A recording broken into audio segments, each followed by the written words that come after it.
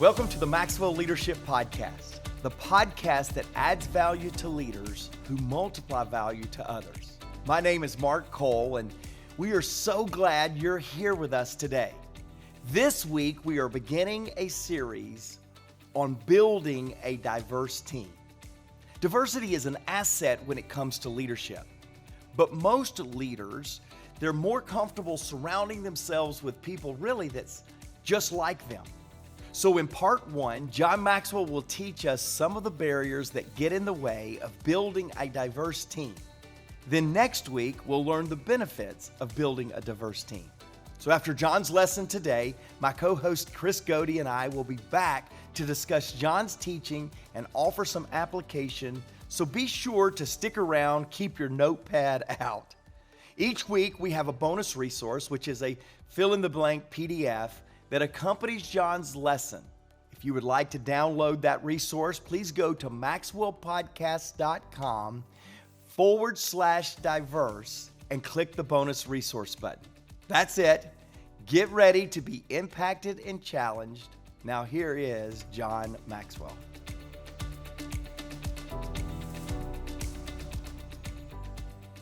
For some people, the topic of diversity in the workplace brings to mind awkward, unnecessary hoops that must be jumped through in the name of political correctness or diversity training days or quotas. But other leaders see it as the smartest way to build a world-class team, and when properly led, motivated, and unleashed, a diverse team of professionals can give your leadership team an uncommon advantage over your competitors. There's a book I would encourage you to read if you've never read it. It's a long book, it's thick, it's over 700 pages, but trust me, if you read it, you'll be glad you did. It's entitled A Team of Rivals, and it's about Abraham Lincoln and his presidency and the cabinet that he led that was amazingly diverse. Doris Kearns Goodwin wrote this book. Anything she writes, I read. She's a phenomenal historian, does great with biographies. And in this book, A Team of Rivals, it talks about how Abraham Lincoln purposely chose political adversaries to be part of his cabinet. Totally opposite of anything that you could imagine in politics in America today. And he purposely asked people that disagreed with him, people that had run against him as president, people that politically were as diverse from him as could be possibly imagined. He brought them in on the cabinet because he basically said the Civil War is so crucial to America that I cannot afford to have people around me that just make me comfortable. I've got to bring people around me that are going to challenge me, because we have to have not my preferred answers, but the best answers. And when I finished reading that book, when I write a book that means a lot to me, I write a note at the end of the book. And I wrote a note at the end of the book, and basically I wrote in the book, if you ever had to handle stuff that was difficult and diverse, if you ever had to lead during a crisis, if you ever had to place yourself beneath a higher cause, and if you ever had to carry the mantle of leadership with dignity, this book is a must read. I signed it on November the 9th, 2008. The thing that amazed me about that book is the fact that Abraham Lincoln understood as a leader, his goal wasn't to get everybody to think like him. His goal was to get everybody to think what was best for the challenge before them. A lot of leaders selfishly prefer to have people that would just think how they think and give them what they want, instead of giving what is best. If you're a leader, it's not about you. And it's never been about you. In fact, let me say this. When you're a leader and it's about you, you're beginning to take advantage of leadership. Because leadership was never designed to be about you. Leadership was always designed to be about others. Leadership was never designed for what's best for me. It was always designed for what's best for the people. And so therefore, when you think of diversity, the reason for diversity in teams is because you as a leader, I as a leader, need people around me that can truly help me lead the people correctly. But there are a lot of barriers. There are a lot of barriers and hindrances to having diverse teams. And I'm going to just give you some, and some of these we'll just kind of go through quickly because they're easy for you to grab hold. Some are a little bit more difficult and we may spend a little time, but let me just give them to you. And when I give them to you, they'll make sense to you. You'll say, of course, I've seen that happen. The question I want you to ask yourself is not have you seen it happen. The question I want you to ask yourself is this me? Okay, is this me?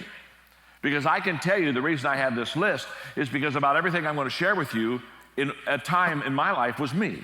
Okay? When my leadership wasn't mature and my leadership wasn't what I wanted it to be or what it needed it to be. So number one, for example, is fear of conflict.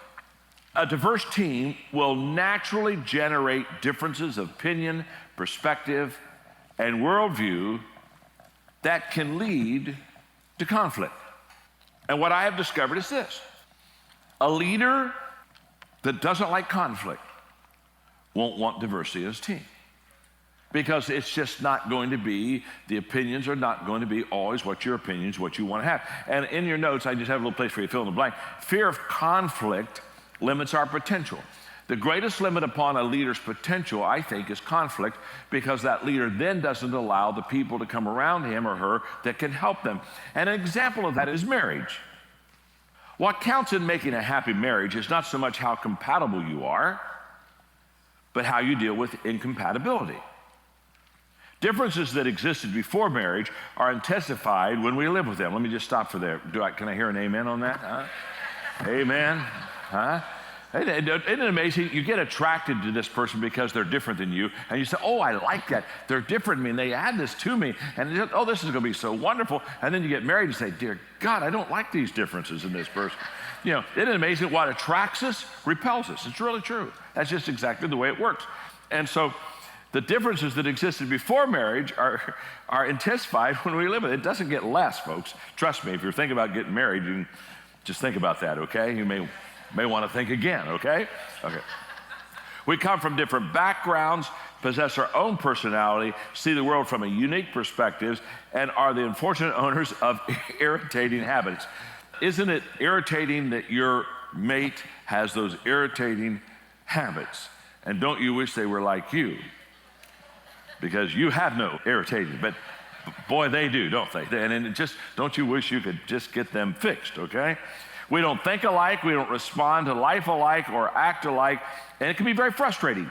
Rather than allowing that relationship to get tied up in knots, learn to loosen the noose a bit.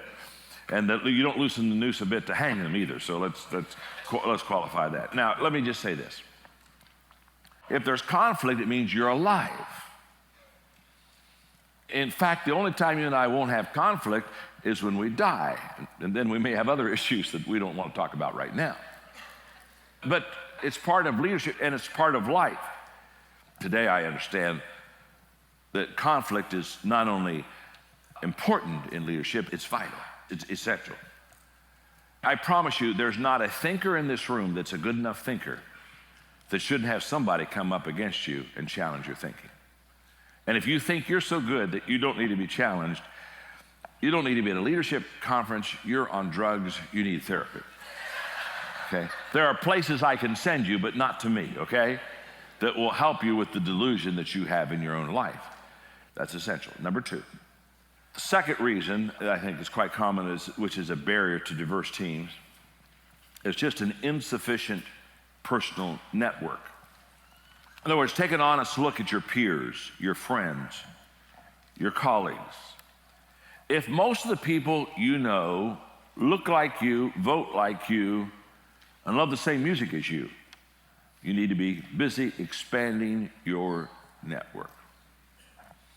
Now, we are most comfortable with people like us. But in leadership, your goal isn't to be most comfortable.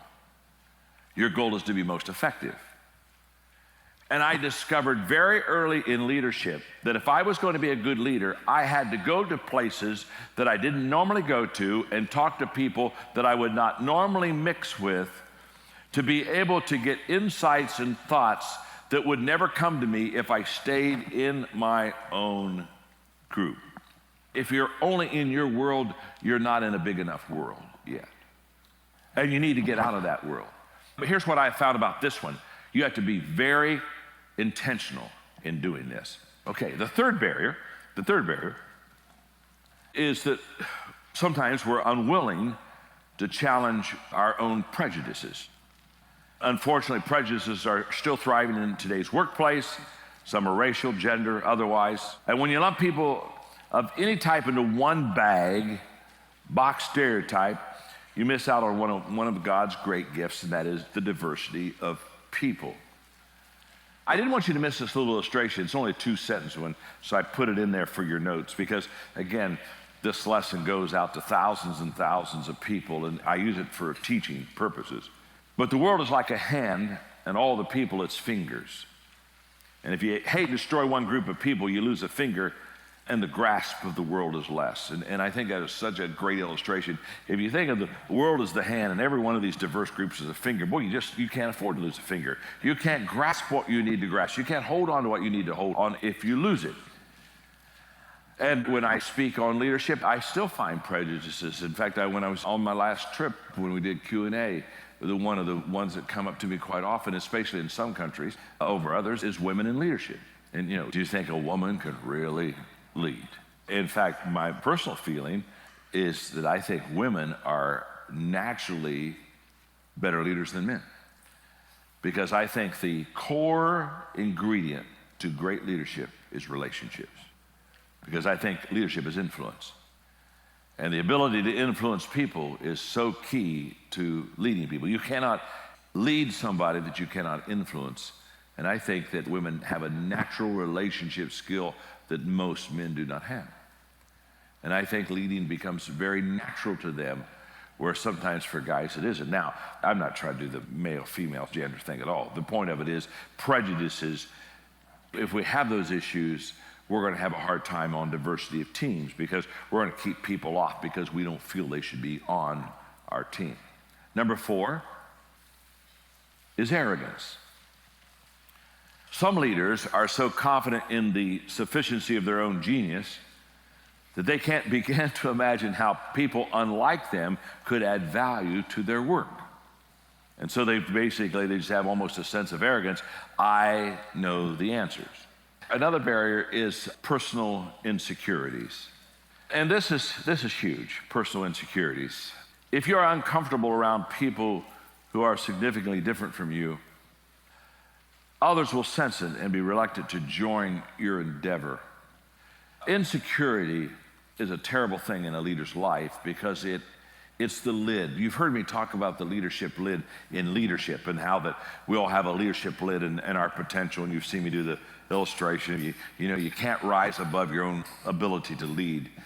The leadership lid in a lot of people's lives is their insecurity. Let me just say this.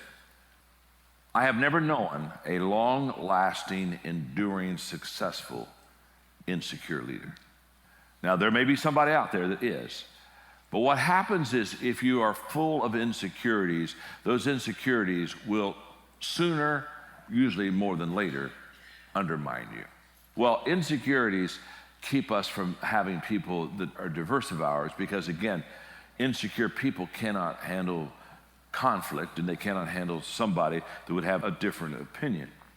And it's just the lid that we put on ourselves. Now, those are some barriers to building a diverse team. Hey podcast listeners, Jake Decker here. I'm the executive producer of the Maxwell Leadership Podcast, and I just wanted to hop on real quick and let you know about a deal we're offering this week to our podcast listeners. John wrote a book a few years ago called Leadership. It's actually one of my favorite Maxwell books because it contains 11 essential shifts that every leader must make if they want to create powerful, positive change in their organization or their community. This is a great book to read if you want to dive even deeper into the importance of building a diverse team. Because one of the shifts in that book is about shifting from team uniformity to team diversity. Throughout this series, you can get Leadership for 15% off when you use the code PODCAST at checkout. You can find the link wherever you're listening to this episode by scrolling down to the show notes. Again, use this code PODCAST at checkout for 15% off John's book, leadership. Now, back to the show.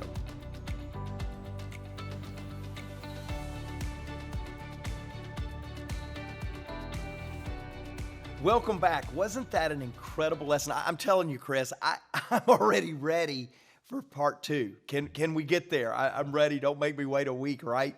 Hey, thanks for joining us, all of you podcast listeners, just literally tens of thousands of you every single week. And then for those of you now viewing us on YouTube and taking in the visual aesthetics, my eye candy, my buddy, my pal, Chris Goede is in the studio with us today. And Chris, man, we're doing this. Yeah. And I'm thankful. I'm listening to this lesson and go, wow, we have so far to go. Yeah. Yet we have come a long way in creating diversity in our team. So I'm glad to have you on the team today. Yeah, and this is something that I'm so glad we're talking about because this is so relevant. Yeah. And one of my roles here for you is to be in corporate America every day in organizational cultures. And this is an issue. This is something that needs to be talked about. We need to talk about the barriers that are keeping these organizations and these leaders and these people from developing to the capacity of which they can. And this is one of the reasons. So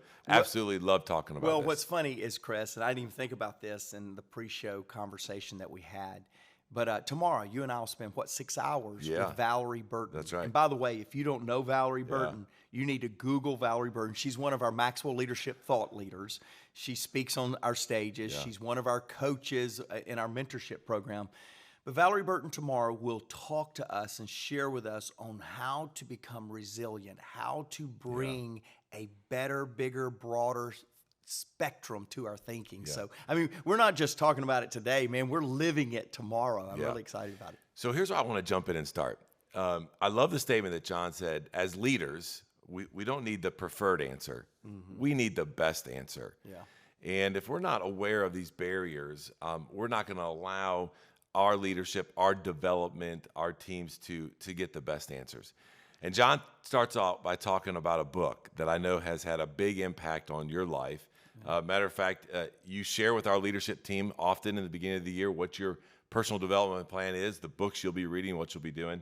And this Team of Rivals, back, I think it was in 2021 as the first book out of the year. And I love how he references this. Doris is an incredible author. You guys have spent some time with her. Talk a little bit about the impact from a diversity standpoint that book had on you and your leadership. Well, you know, for years I've been running John's leadership team. It's been John's. He's vetted everyone that we put on the team. And now I feel myself responsible to build the team that's going to help me accomplish this vision that I'm chasing, that I'm inspiring us to pursue. And I found myself as I read this book, again, I read it one other time, but I wanted to pick it back up, you're right, in 2021, because I realized that what President Lincoln was trying to do was literally as polarizing as mask or no mask, COVID or no COVID, stay at home or work from home or be in the office, or, you know, some of the more newer things that we're dealing with, DEI, and some of the things in the educational system. Yesterday I was with my incredible friend. I promise you, this is a leader that is truly making a difference, Molly Spearman. She's over all the education system in South Carolina and now has been asked to influence every educational leader in the United States. And as she began to share with me how people are polarized on whether we teach history or we don't teach history, how we frame history or how we shouldn't frame history, I have come to believe, podcast listeners and video viewers, that we're going to make a conflict out of everything. Everything. That's just what we're going to do. We're going to make a conflict on politics, on religion, on everything. It's just this human nature and state of humanity right now that we're going after conflict. So now think about that and go back. It's not new. Guys, if you think this is new, go back and read Team of Rivals. What Abraham Lincoln was dealing with in our country was more divisive. It was everything. They took up arms and killed brothers and sisters. It was everything, okay?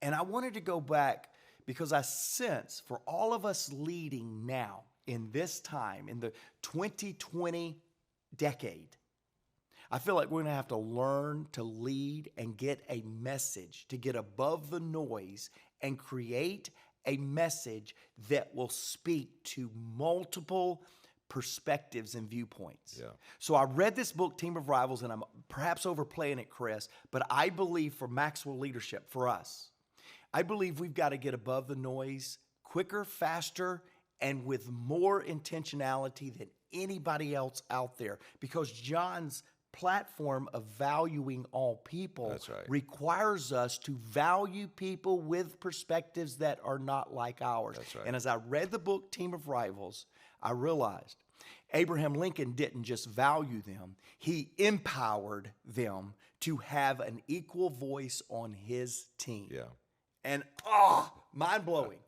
Because I wasn't trained like that. Yeah. I was trained to have them around and let them have a keep little them input. close to Yeah, you. keep Yeah, them close. yeah. Make it look good aesthetically. Yeah. Oh, no. No, yeah. In 2021, really 2020, but in 2021, it reinforced me with this book that we've got to not only aesthetically look diverse, we've got to prospectively look diverse. Yeah.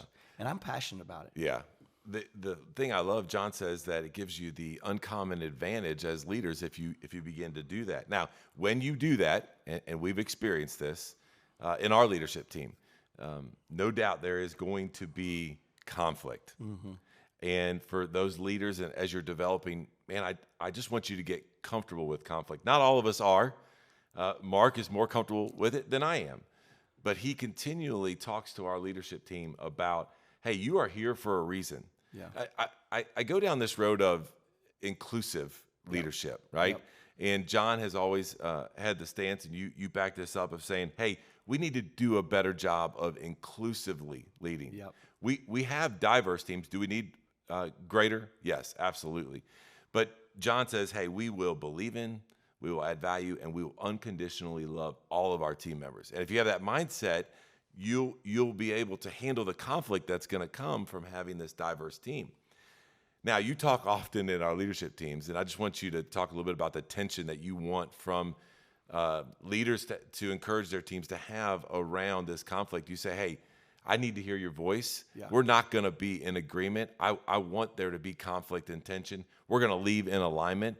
Talk about the power of that and removing that barrier for those leaders that are listening, that are watching, that are with us today in order to increase their influence. So you're so setting me up and tempting me to tell a story that you've never heard me tell, and it's about you. Uh-oh. But I'm not. Listeners, this may be my last time on that. I'm just kidding. No. But I'm not, because it's definitely under benefits, because I've already determined where I want to share that story. But you're teeing it up like crazy. But let me say this as it relates to that diversity, because you're unique. You have a unique, from our right path, from our Maxwell Leadership Assessment, you have a unique set of strengths, focuses, and skill sets that nobody else on the team has. When you talk about this idea of our leadership team leading from diversity, one of the things, I'm really positive. I want a positive outlook on life. I'm learning how to be opportunistic under John's leadership, because he's been the opportunistic one, the positive one, and then I've been the one for 12 years to come and begin to figure out practically all the hoops it's going to take to get to his opportunity. Well, I'm getting in this role of where he's mentoring me to sense and seize opportunity, and then I just pass the opportunity off to somebody else to figure out all the loopholes. So 2 years ago, Chris, I said this vehemently. Perhaps I've said it on the podcast over the last couple of hundred episodes, or almost a couple of hundred. And that is, I love contrarians. I love contrarians. Because when John was casting this big vision with great opportunity and great feasibility, I never weighted him down with all of the things that could torpedo us a half a mile down the road, 3/4 of a mile down to the finish line. And I love contrarians because they would help me think through things so that I wasn't so effusive to John's vision that I didn't realize, hey, this is going to take a lot of work. Yeah. Well, now I've got the vision hat on. And I'm finding myself a little more hesitant in surrounding myself with contrarians because it slows me down, right? Yeah. So I want to first tell you that I still believe in contrarians around me. But I will tell some of you that are so opportunistic that when somebody becomes a contrarian, it feels like to us it's a wet blanket. It's a hovering cloud. It's a sunless day. But And I feel you, baby. I feel you. Because lately when I'm responsible for some opportunities, I feel that, do I have to send this email and involve this person that's going to be a contrarian to me? And the answer is yes. Because I don't ever want to just surround myself with yes people or people that see the world through my rose-colored glasses. I've got to have that. But I'll tell you, Chris, in this world of changing leadership responsibility, the passion with which I have said many times, even on this podcast, I love a contrarian around me. There have been days that I go, did I really say that? Yeah. Do I really think that? Yeah. The answer is I do, but I do understand for all of our podcast listeners, there are days, some of us type A visionaries don't want to hear why something can't happen. Just give me all the reasons it can happen. Yeah. The benefits of next week, by the way, which I'm super excited about. We're ready for the benefits, not the barriers. Yeah, that's right. So what I love about this is you just being vulnerable, and this is interesting because now I want to transition to one of the other barrier John talks about, which is the unwillingness to challenge your own prejudice. Yeah. And what's interesting, leaders, I want you to capture right here is not only may that be a barrier for you, it's a barrier for some that are on your team, and you need to be aware of that. Especially if we want this conflict, if we want the tension, we want people around us to be challenging us. They don't know and aren't aware of their own prejudice. We call it the unconscious bias, right? Like the bias is that the story I'm telling myself about the situation without really knowing that situation or that leader. Okay, so when it comes to this is a barrier for all leaders, for you, for me. Talk a little bit about, from your seat and your perspective, things that you're doing now in that position to where you're leading our organization, Maxwell Leadership, to a new level, that you are pulling down the walls or revealing some of your biases, or even, hey, mentoring and coaching some that are on our team right now to saying, hey, I want you to think about this a little bit different. This may be a bias, right? You got to have all those conversations in order to work through the barriers of having a diverse team. Talk about what that means to you right now in your leadership. You know, this will be a real vulnerable spot, and I'm looking at our time going, oh, Lord. This is big because I feel like I'm learning more in this area of prejudices than I've ever learned or than anything else that I'm learning right now. It's just really important to me. This is not for everybody. You're viewing today and you're going, man, I got this figured out. Good for you. Help me. You're listening and you're going, oh man, I don't really resonate with that. That's okay. I think we all have to come to a season in our journey that is right. And season is not just revelation, it's timing of the revelation, right? It's feeling the passion to get a return on the revelation. This all started for John and I, this is for sure true about John and I and how we're leading right now. And I appreciate you camping out on this because you wouldn't even know just a few weeks ago another epiphany that John and I had. But it was in 2020. We're shut down. Everything. The world has gone to Hades in a handbasket. I mean, it's crazy. And some of the things that's happening, and we're not getting to interact, and a lot of us were not getting out to our weekly rigor of faith and community, of faith in community. Yeah. And so it was just this real isolated time. And those of us in America, we have people that listen to this podcast in, I think, 100 plus countries. We went through a George Floyd experience that rocked our nation, rocked us. And I can remember going, what is the big deal? Meaning this, it was a big deal. Somebody lost their life. It was totally incompetent. Those responsible now have been charged, and we're so thankful that justice does exist in our society. But I can remember, is it big enough to then go just devalue and dishonor everybody? And we realized, yeah, it's that big. It's that big. Now, this is not everybody. Again, some of you listening, watching, hearing, it didn't hit you the same way. For John and I, it hit us. I mean, some of our friends that we have shared stages with, we've shared microphones with, we've shared meals with, it was rocking them. And that's where, those of you will remember, John and I began to say, hey, as a society, as a leader, you need to listen, learn, love, then lead. Because leaders have a bias for action. Yeah. And so for years we went, hey, on issues that are polarizing, somebody just get out and lead. And we went, well, no. Why don't we get out and listen, not lead? And so John and I sitting on a plane, I remember exactly what it is. John, we heard a very prominent African-American speaker, T.D. Jakes, a friend of ours who's been on our stage. We heard him speak and we went, whoa, we need to start listening, learning, loving, and leading. Yeah.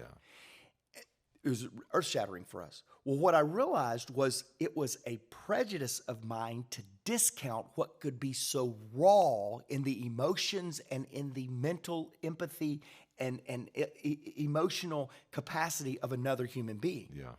And by just wanting to lead without listening, that's a prejudice. It's a prejudice. And I went, whoa.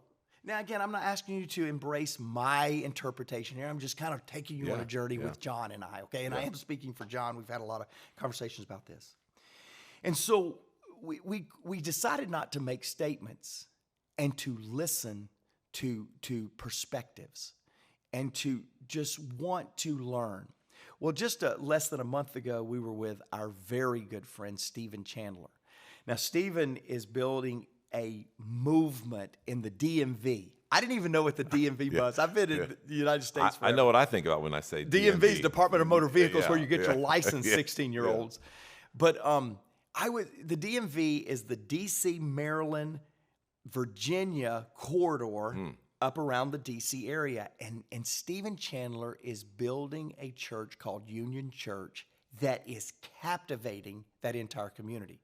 John and I were up there and spent a lot of time. Friday, Saturday, Sunday, we spent 3 days with Stephen and his team. And it rocked us. The excellence, sure. The leadership, oh my gosh. Google Stephen Chandler, the guy is making it happen. Yeah. But what challenged us was we needed and wanted and desired to be mentored to uncover and discover any prejudices that may still be in our leadership. Yeah. Chris, it's so interesting that today, just shortly after being with Stephen and his dynamic team in Union Church, y'all told me y'all loved my podcast 100 times. This is a shout out to you guys because it was one of my favorite weekends. I'm going to tell you, it was not only my favorite weekend then because Stephen and Zai, his wife, said, yeah, we'll walk the journey with you. We'll help you feel like, we'll help you understand what it feels like to be on the other side of you. John Maxwell's asked that question for years and years and years, Chris. What's it like to be on the other side of me? Well, you know what? I want to know what it's like to be on the other side of me in the genre, in the environment, in the reality of prejudices. Yeah. And I believe if I can do that, I believe if I can do that, I believe I can remove some barriers of a leadership brand that truly does value all people. Really does, I'm sorry, I'm gonna get emotional. Really does see all people. Yeah. Really does want the best for all people. Because that's what I want. Everyone deserves to be led well. That's what I was thinking. Everyone. Yeah. And I think prejudices has stopped me from realizing that I can be a more effective leader if I will remove this barrier. And again, I'm not asking you to take the journey with me, but I am asking you to keep listening to the podcast so that you understand my journey, because this is my journey, because I don't want any barrier to stop me. When I've got the revelation, everyone deserves to be led well. And our organization exists to help leaders make a positive impact in their community. Yeah. And that's what I want us to be. Well, Mark may not be asking you to take the journey with him, but I am. I believe that, as I mentioned going into that question, and I love the vulnerability, not only do we have those unconscious bias, those prejudices, our team members do as well. So every single person that's listening to this podcast or watching us, no matter your nationality, no matter your gender, no matter your leadership tenure and your experience, the two barriers that we talked about today, and we wanted to get to a couple more, but we tend to run out of time. Mark waxed long. we run out of time. But the two about conflict and that being a barrier, and then this prejudice one is a huge barrier. This is something that leaders, we need to evaluate often in our leadership journey.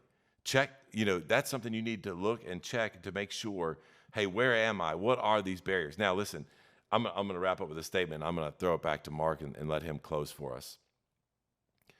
Leaders, as you begin to look inward and understand where you're at with some of these barriers, and as you grow and as you learn, here's my challenge for you. Share it with those around you. Yeah. As I'm listening to Mark vulnerably tell us these stories, I go back to leadership meetings where he is communicating to us in a way that moves all of us on our leadership team, the things that he's struggling with, the things he's learning, the people he's bringing around him. Leaders go first, okay? Model that behavior. And by the way, we talk about this often, leadership is a visual sport. You want to have a diverse team, you want to take down the barriers of diversity in your team, it starts with each one of us on an individual basis. And what you are learning, what you heard today from his vulnerability, he shares with our leadership team, with our organization as a whole. And when you do that, it becomes contagious. And so I appreciate you sharing that. And I want to challenge you. He may not, but I'm challenging you to take this journey with us here at Maxwell Leadership. You know, our standout statement, I love what our team does to help us, Chris. But our standout statement for today was diversity is an asset. That's kind of, if you want to know the sub-theme that was driving our preparation for you today, it was that diversity is an asset. Mm-hmm. It's not a liability. It should be seen as something that increases our value, not diminishes our value. It goes back to a Ted Kennedy quote that I love. What divides us pales in comparison to what unifies us. And that's so true. What makes us different is so small compared to what makes us brilliant together. We hope that you've enjoyed the podcast.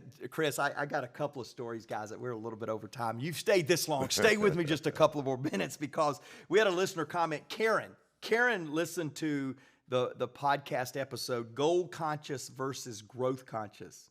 And she said, great content as always. Thank you so much. She said, I do have one request, though.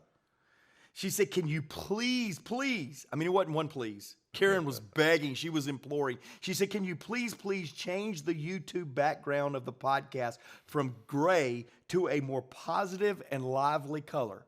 Karen, there you go. We hope you like Maxwell Indigo. We hope that you like Legacy Silver. We hope that you like Opportunity Blue because, Karen, you were right. We needed to change the color, and we appreciate you. One final story that really impacted me. In fact, I'm going to get my phone because this was a story that just recently I was in Columbia, and I met Coach Brad Frick from Lexington, which is the Columbia area. Coach Brad, he helps kids with their golf game. In fact, he runs a company called Par Junior Golf. Par Junior Golf served 500 kids passionate about golf last year. 4 weeks ago, Coach Brad said, I did not even know who John Maxwell was. And I kind of get tickled with that because who knows? But he was Googling and saying, what are some leadership podcasts that are out there? And fortunately, because of all of you watching YouTube and listening, we've become number one on iTunes under Leadership Podcast, and we're really grateful for that. So we popped up first when he was Googling Leadership Podcast. He said, I've started listening, and for 4 weeks straight, I have listened to a podcast every single morning. That's awesome. And so I met him at a Maxwell event because the podcast introduced him to John. He saw a billboard where John was coming to town in Columbia. He showed up at the event and told me the story. And he said, this podcast is helping me think scalability so that I can help not 500, but 5,000, perhaps 50,000 kids with his organization there called Par Junior Golf. And so, Coach Brad, I told you, I said, can I share your story? And he said, absolutely. So, Coach Brad, thank you. Yeah, thanks, appreciate Coach. you. Hey, be back next week. We talked about barriers today. We will talk about benefits to a diverse team next week. Until then, let's listen, let's learn, let's love, and then let's lead.